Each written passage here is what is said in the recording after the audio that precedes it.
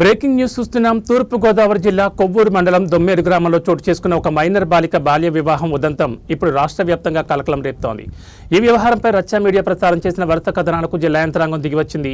High court న్యాయవాది Nagabhushanam పీజీఆర్ఎస్లో joint కలెక్టర్కు ఫిర్యాదు చేయడంతో పాటు రచ్చ మీడియాలో వచ్చిన వార్తలపై ఉన్నతాధికారులు స్పందించారు.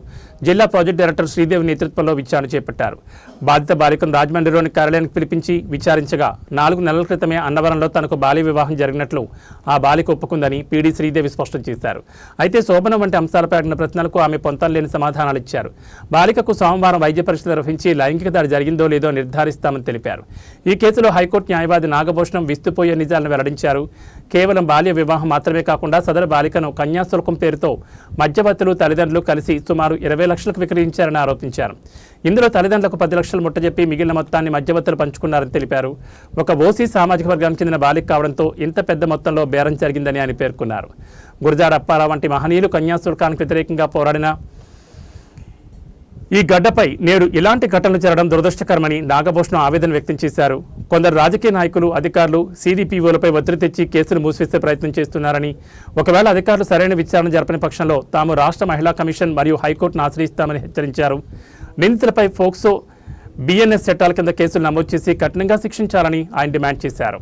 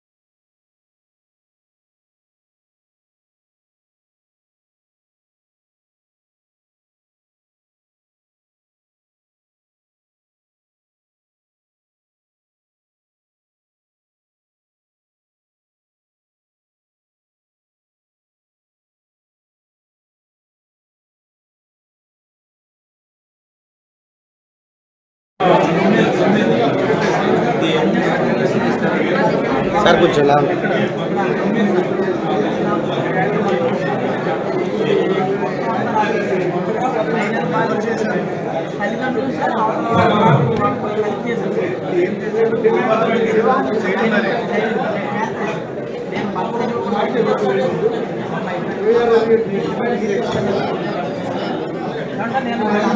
ICDS department PD గా ICDS department PD గా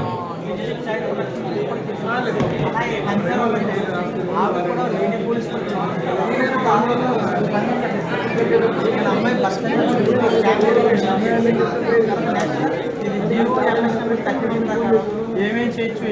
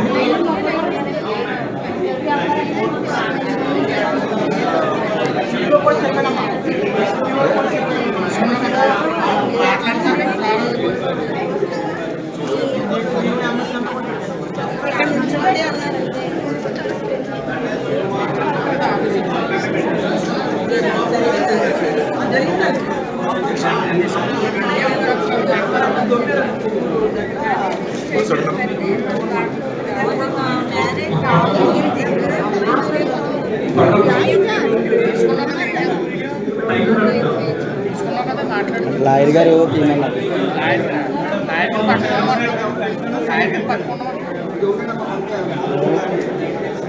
ఏదన్నా అది ఒక నిమిషం ఉండండి గోదా అంటే